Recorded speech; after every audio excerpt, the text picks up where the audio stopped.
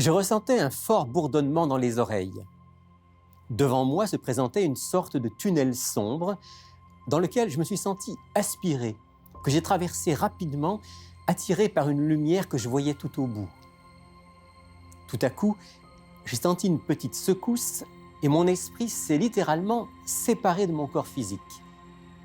Je me suis mis à planer au-dessus de la rivière. Je voyais mes amis en train de tirer mon corps vers le rivage.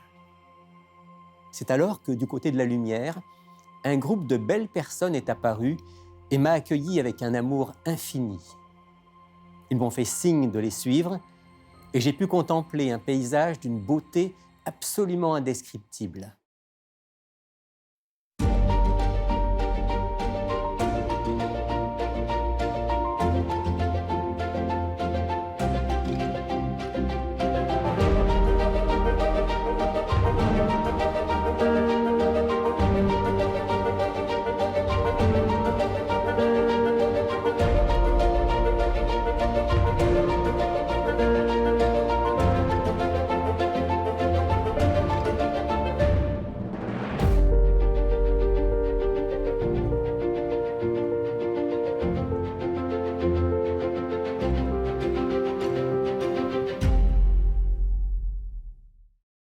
Bonjour à tous et bienvenue dans Il est écrit.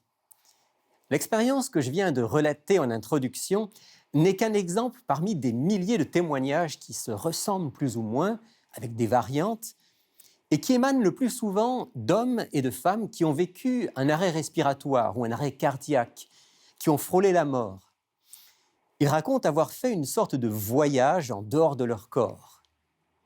Lors de ce voyage, certains éléments reviennent assez souvent, bien que ce ne soit pas systématique. Par exemple, un bourdonnement dans les oreilles, l'impression de passer à travers un tunnel, puis de flotter dans l'espace, la dissociation de son corps, un sentiment de bien-être, de bonheur, de plénitude, la rencontre avec des êtres spirituels, parents décédés, anges ou autres. Puis, le voyage rapide en sens inverse pour rentrer dans son corps et sur la terre. Ces expériences qu'on appelle des expériences de mort imminente ou EMI semblent exister depuis l'Antiquité. Nous avons quelques textes grecs et égyptiens qui témoignent du même phénomène, vécu par des personnes déclarées mortes et revenues à la vie. Voyage hors du corps, lumière, sentiment de paix infinie, rencontre avec des entités spirituelles, tout y est. Plus près de nous, c'est le livre du psychiatre Raymond Moody, La vie après la vie, paru en 1975, qui à la fois a fait connaître ces EMI au grand public et a suscité un intérêt, voire un engouement pour ce sujet. Dans son livre, Moody recense environ 150 cas de personnes ayant vécu une EMI et il recueille leurs témoignages. Puis il fait ressortir les éléments communs que je viens d'évoquer et qui incluent la décorporation, la rencontre d'entités spirituelles dans une atmosphère de paix, d'harmonie parfaite. Pour Moody et pour d'innombrables personnes qui pensent comme lui, ces EMI sont l'une des preuves les plus flagrantes que la mort n'est pas la fin de la vie, mais qu'au moment de la mort, il y a une dissociation entre le corps qui va périr et une partie immatérielle et immortelle de l'être humain qu'on peut appeler l'âme ou l'esprit. Parmi les plus ardents diffuseurs de ces EMI comme preuve de l'immortalité de l'âme se trouvent certains chrétiens qui y voient une confirmation de leur foi. Tout récemment, alors que je parlais dans un petit groupe de partage, il est écrit, une participante m'a raconté que justement, le dimanche précédent, 2 personnes de son église avaient témoigné avoir vécu une EMI et y voyaient une grande bénédiction. Alors, en tant que croyant attaché à la Bible, je voudrais qu'on se pose aujourd'hui un certain nombre de questions par rapport à ces EMI. S'agit-il d'expériences réelles? Est-ce que ce sont des preuves d'une survie de l'âme à la mort? L'observation et la science ont-elles quelque chose à dire sur les EMI? Et surtout, la Bible peut-elle nous éclairer? La première chose que je voudrais dire, c'est que nous n'avons pas de raison de douter de la réalité de l'expérience vécue et ressentie par ceux qui la racontent. Le nombre de témoignages et la sincérité évidente de l'immense majorité des expérienceurs, comme on les appelle, établit au-delà de tout doute qu'ils ne mentent pas, qu'ils n'inventent rien. Ils ont bien vu et ressenti ce qu'ils décrivent, parfois avec beaucoup de détails. L'expérience est réelle, mais la question est de savoir si ce qu'ils ont vu est réel ou si c'est une illusion de l'esprit. Remarquez d'abord avec moi que, contrairement à ce qu'on dit parfois, les gens qui ont vécu une EMI ne sont pas morts. L'expression elle-même le confirme, expérience de mort imminente ou de mort rapprochée. Ils ont donc frôlé la mort, ils s'en sont approchés, mais ils ne sont pas morts. Autrefois, quand quelqu'un cessait de respirer et que son cœur cessait de battre, on déclarait la personne décédée. Mais on sait très bien aujourd'hui que ce n'est pas le cas. Une mort clinique peut être réversible grâce à une réanimation cardio-respiratoire, qui peut aller jusqu'à faire redémarrer un cœur après un arrêt de 10 à 15 minutes. En fait, la science médicale nous apprend qu'on ne peut vraiment dire qu'une personne est morte que si son cerveau est mort, si son électroencéphalogramme est absolument plat. Mais ce n'est pas le cas des personnes qui ont vécu une EMI. On peut donc dire que ces personnes ne sont pas mortes et encore moins revenues de la mort. Elles n'ont pas expérimenté la mort, elles ne peuvent donc rien en dire. Il faut ajouter que les nombreuses observations scientifiques faites depuis des années sur les personnes en arrêt cardio-respiratoire montrent que dans cet état, certaines zones du cerveau sont encore actives, parfois même très actives, bien qu'altérées. En particulier, l'activation de certaines zones du cerveau peut provoquer des troubles de la perception visuelle, le défilement de souvenirs, le sentiment de présence de personnes proches, du plaisir, de l'extase, de fortes hallucinations visuelles ou auditives. On comprend donc que ces EMI peuvent avoir été provoquées par un dysfonctionnement cérébral, dans une situation de stress extrême. Par exemple, des expériences ont été réalisées dans l'armée américaine sur de jeunes pilotes de chasse en bonne santé.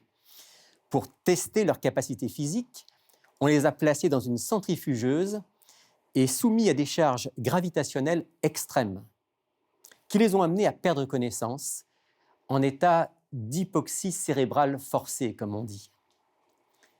Ce qui est intéressant, c'est que beaucoup de ces jeunes pilotes, après avoir repris connaissance, ont rapporté avoir vécu des sensations et des images absolument identiques aux EMI. Pourtant, ils n'ont jamais cessé de respirer, ils n'ont jamais été en danger de mort. Mais leur cerveau a travaillé dans des conditions extrêmes. On a donc toutes les raisons de penser que les EMI, loin de prouver que notre âme ou notre esprit peut sortir de notre corps, se déplacer dans l'au-delà, sont au contraire des expériences très physiques vécues dans notre corps, plus précisément dans notre cerveau. Dans des circonstances extrêmes comme un arrêt cardiaque, un accident, une perte de conscience ou autre, le cerveau subit toutes sortes d'altérations. Il peut créer des états de conscience modifiés, faire ressortir des éléments de l'inconscient, faire surgir toutes sortes d'images et de sensations. Je cite ici Ruth Frickart, qui a elle-même vécu plusieurs EMI. Elle dit « Les illusions très déroutantes vécues lors des EMI marquent à jamais les bénéficiaires de ces rêves, car les visions, tunnels, lumière, bien-être, voix et apparitions de défunts font assurément partie de ce qu'on pourrait appeler le bagage profond, protégé dans l'inconscient. Il est tout à fait possible, et même normal, que l'expérienceur ait pu voir de belles choses et ressentir d'étonnantes sensations. Mais toutes ces belles choses ne sont que des rêves, des mirages, des illusions. Je sais que certains vont me dire « Mais comment expliquez-vous que plusieurs personnes qui ont vécu une EMI, parfois avec une vision du Christ, aient vu leur vie transformée par cette expérience ? Alors qu'auparavant, ils n'avaient pas d'intérêt religieux ou étaient des chrétiens tièdes, ils sont devenus des croyants fervents. Ils ont complètement réorienté leur vie dans le sens du bien. Est-ce que ce n'est pas la preuve que les EMI sont bien des voyages dans l'au-delà, en présence de Dieu ? D'abord, souvenons-nous que Dieu est Dieu, qu'il aime les êtres humains et qu'il utilise tout ce qu'il peut pour les attirer à lui. Alors oui, il peut même utiliser les EMI pour éveiller la conscience de quelqu'un. Comme il peut aussi utiliser un film de fiction, par exemple, qui n'a rien de réel, ou n'importe quel autre élément capable de toucher un cœur sous l'influence du Saint-Esprit. Mais le fait que Dieu puisse utiliser une Noémie pour parler au cœur de quelqu'un ne prouve en aucun cas que l'expérience est réellement une séparation de l'âme et du corps, un voyage dans l'au-delà. Ici, je voudrais faire remarquer aux chrétiens quelque chose de troublant. Si ces Noémies étaient vraiment des expériences qui permettent de se rendre dans l'au-delà, tout près de Dieu et du Christ, comment se fait-il que l'immense majorité des personnes non croyantes ou sans intérêt pour la religion, qui vivent une Noémie, en reviennent sans avoir reçu aucun message relatif au Christ ou à l'Évangile, à la nécessité de la repentance ou d'une vie nouvelle? Dans un petit livre consacré aux Noémies, Clifford Goldstein exprime cette interrogation. Pourquoi la plupart des personnes ayant vécu une Noémie en reviennent-elles sans ressentir le moindre besoin du Christ et de sa grâce? Si ces personnes ont vraiment été emmenées au ciel, ont parlé aux anges de Dieu ou à Dieu lui-même, pourquoi ne leur ont-ils pas communiqué l'enseignement biblique le plus fondamental, à savoir la nécessité de la grâce du Christ pour le pardon des péchés?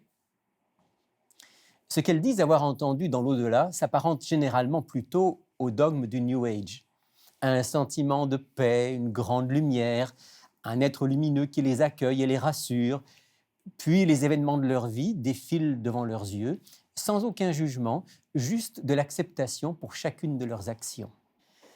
Voilà un évangile bien différent de celui de Jésus-Christ. Pas besoin de se repentir, de recevoir le pardon de Dieu, de changer de vie. Le paradis est promis à tous, quelle que soit leur vie. Ce nouvel évangile très à la mode, qui fait l'économie du Christ, du repentir, du pardon divin, des commandements de Dieu, cet évangile des Noémies, quelle en est l'origine? Elle est certainement plus humaine que divine. Elle correspond bien aux conceptions que véhicule notre monde, et dans bien des cas, elle correspond aussi à la conception de la personne qui a vécu le Noémie. Son subconscient s'exprime en quelque sorte. Mais attention, il y a plus que cela. C'est là qu'il faut vraiment être vigilant et faire preuve de discernement. Dans un article consacré aux Noémies, le journal Christianity Today, qui est pourtant un magazine plutôt ouvert et non dogmatique, lance un avertissement aux chrétiens.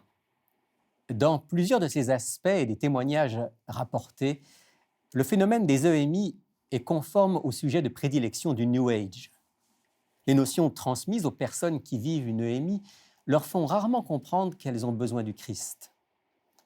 Compte tenu de ce que Jésus a enseigné sur les tromperies démoniaques, il est logique que le malin veuille convaincre les gens qu'ils n'ont pas de compte à rendre, qu'ils n'ont pas à craindre le jugement d'un Dieu saint. Cette allusion au malin, c'est-à-dire le diable, à propos des Noémies, en fera peut-être sursauter quelques-uns. Et pourtant, il est loin d'être exclu que le malin s'infiltre dans ces phénomènes des Noémies pour orienter le message que les expérienceurs reçoivent. Car au fond, le message principal véhiculé par les personnes qui vivent une Noémie est bien que la mort n'existe pas, que ce n'est qu'un passage vers une autre forme de vie, que notre âme se libère du corps à la mort pour vivre une expérience plus pleine dans l'au-delà. Et c'est un grand mensonge, le grand mensonge originel soufflé par le serpent à l'homme et à la femme lorsqu'il les a poussés à désobéir à Dieu. Souvenez-vous du texte du livre de la Genèse que je veux lire maintenant, au chapitre 3, les versets 4 et 5. Alors le serpent dit à la femme, « Vous ne mourrez pas du tout. Mais Dieu sait que le jour où vous en mangerez, vos yeux s'ouvriront et que vous serez comme des dieux qui connaissent le bien et le mal. Vous ne mourrez pas du tout. » Ce grand mensonge originel qui a été démenti par la mort d'Abel, en tout premier lieu, puis celle d'Adam et Ève et de tous leurs descendants, ce grand mensonge originel, le malin l'a perpétué en faisant croire aux humains qu'ils ne meurent pas vraiment. Vous êtes immortels, votre âme est immortelle. Elle se dissocie de votre corps et continue son existence dans un monde meilleur, nous dit le malin. À travers pratiquement toutes les religions, et tous les mouvements spirituels de la planète. Laissez-moi décortiquer rapidement 3 aspects de ce mensonge universel. Premièrement, tout part de la croyance en une âme ou un esprit qui serait une partie constitutive de l'être humain, distincte du corps et capable de vivre en dehors du corps physique. Cette croyance, qu'on retrouve dans presque toutes les religions et les spiritualités, est en contradiction flagrante avec l'enseignement de la Bible. Voici comment le livre de la Genèse, toujours lui, décrit la création de l'être humain. Genèse 2, verset 7. L'Éternel Dieu forma l'homme de la poussière du sol. Il insuffla dans ses narines un souffle de vie, et l'homme devint une âme vivante. L'homme est devenu une âme vivante, nefesh chaya en hébreu, quand il a commencé à respirer. Autrement dit, nous n'avons pas une âme indépendante de notre corps. Nous sommes des êtres physiques. Et notre âme, notre personne, s'exprime uniquement à travers notre corps. On dirait aujourd'hui plus précisément à travers notre cerveau. Dans la Bible, il n'y a pas d'âme ou d'esprit indépendant du corps. Deuxième aspect du mensonge. Une partie de notre être, âme ou esprit, serait immortelle par nature. Elle ne pourrait pas mourir. Elle continuerait à vivre quand le corps périt. Cette conception de l'âme immortelle est omniprésente depuis l'Antiquité.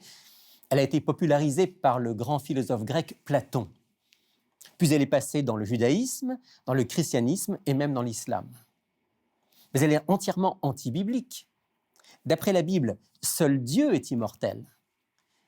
J'en veux pour preuve la déclaration de l'apôtre Paul dans sa première lettre à Timothée au chapitre 6, que je partage maintenant avec vous. Lui seul possède l'immortalité, habite une lumière inaccessible que nul homme n'a vue ni ne peut voir. À lui, honneur et puissance éternelle. Dieu seul possède l'immortalité, dit l'apôtre Paul. Donc, l'âme n'est pas immortelle par nature. Au contraire, elle est mortelle depuis que le péché est entré dans le monde. Et lorsque l'être humain meurt, il meurt tout entier, comme le dit le prophète Ézéchiel au chapitre 18 de son livre et au verset 4.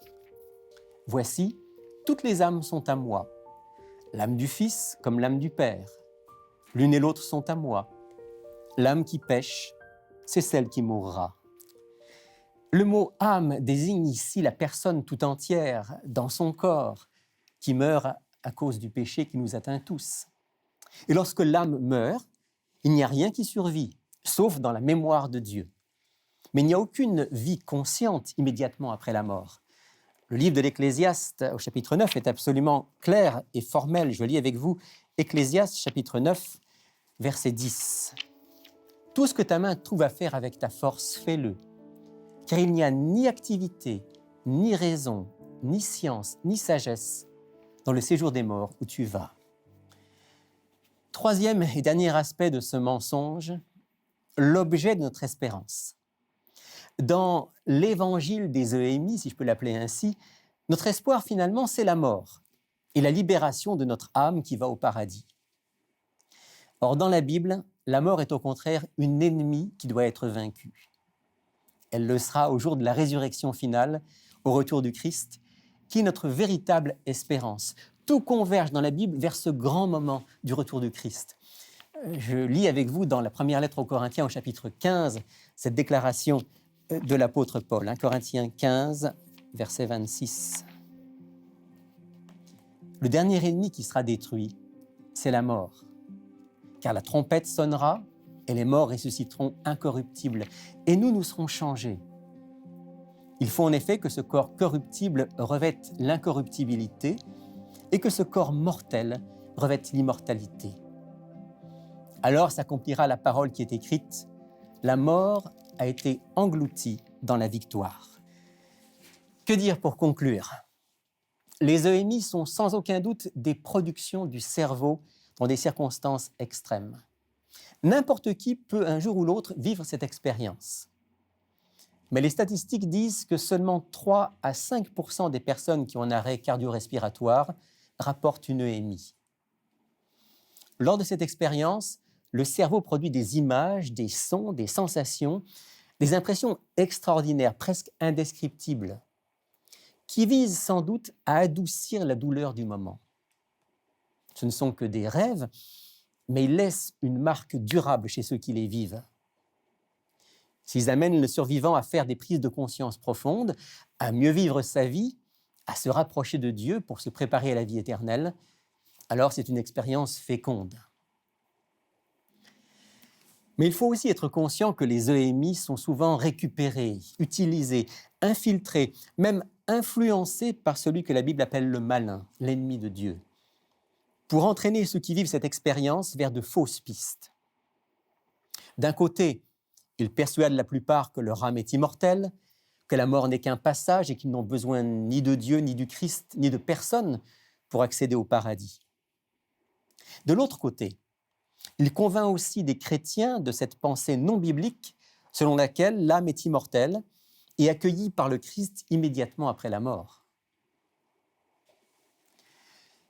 Quand on se souvient que le Nouveau Testament nous met en garde contre les faux messages prophétiques et les miracles mensongers, particulièrement au temps de la fin, on fera bien d'être prudent face à des expériences comme les EMI, dans lesquelles on parle de messages venus de l'au-delà et même de personnes décédées rencontrées de l'autre côté.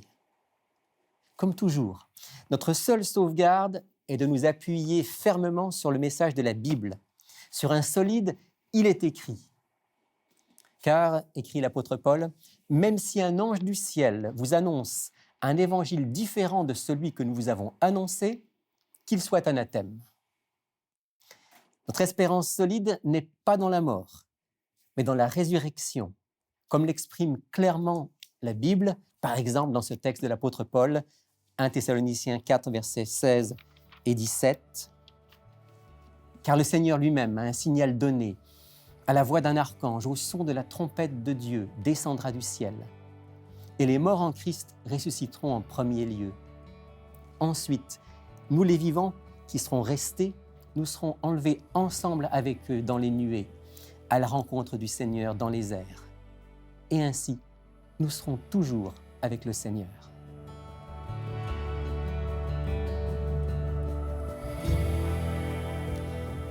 Père du ciel, merci infiniment pour cette extraordinaire espérance que tu nous donnes, celle de te rencontrer bientôt face à face lorsque Jésus reviendra, avec tous ceux qui t'auront aimé. Donne-nous dès maintenant de vivre avec toi dans l'humilité, dans l'amour, de compter sur toi, de ne pas craindre la mort, mais d'être prêt pour le grand jour de la résurrection. C'est notre prière en ton nom. Amen.